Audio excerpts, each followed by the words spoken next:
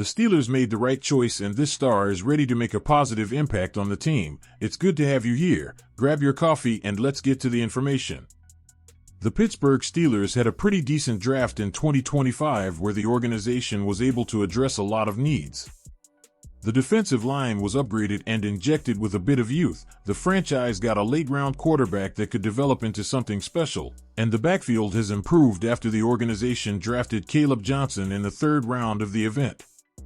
Not a lot has been said about the later picks in the draft, but they could make an impact as well, as Pittsburgh drafted both Carson Bruener and Dante Kent in the 7th round of the 2025 NFL Draft. Bruener added some inside linebacker depth by being drafted, and Kent is a versatile member of the secondary. He was a 4-year starter at Central Michigan, and he made an impact on defense and special teams.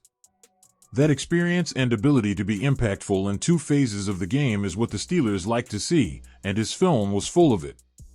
He has the ability to play cornerback on the outside or in the slot, and he could be a gunner as well as a return specialist.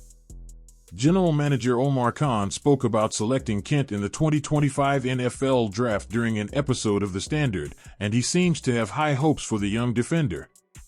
Dante spent significant time studying his film. Khan said, "Looking at his production, both not only on the defensive side but on special teams. The more we watched, the more excited we got about him. Solid character. Another guy that's got a really good opportunity, and we expect him to contribute sooner than later. It is never a guarantee that a 7th-round pick is going to make the final 53-man roster straight out of training camp, but Khan seems to believe Kent is capable of doing that, and more. His clear path to being a contributor is by making plays on special teams, as it will be difficult for him to get on the field on defense. He will be behind Joey Porter Jr., Darius Slay, and Corey Trice Jr. However, Kent could make a move for some playing time at slot cornerback. The obvious competition for Kent when it comes to making the final roster is James Pierre. Porter, Slay, Trice, Beanie Bishop Jr. and Brandon Echols are all probably locks to make the final roster, assuming no other major moves are made at the position.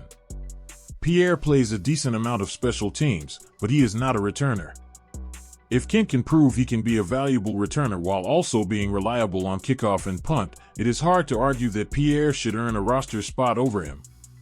An important part of the competition for that last roster spot at cornerback is also going to be play on defense. If Kent can show that he is a better depth option than Pierre, then there is no reason he shouldn't be on the final roster. His versatility and ability to contribute on special teams should make it so this competition isn't even close. Kent could end up being a primary return man on kickoff, especially after the Steelers were last in the league in that regard during the 2024 season with Cordarrelle Patterson having that gig. Kent could be the spark Pittsburgh needs at that spot, and he could also put his nose in the competition at slot cornerback.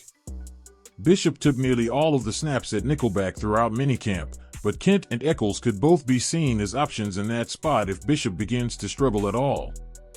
Another important note to consider is that special teams coach Danny Smith typically has a decent say in the last few roster spots on the final 53.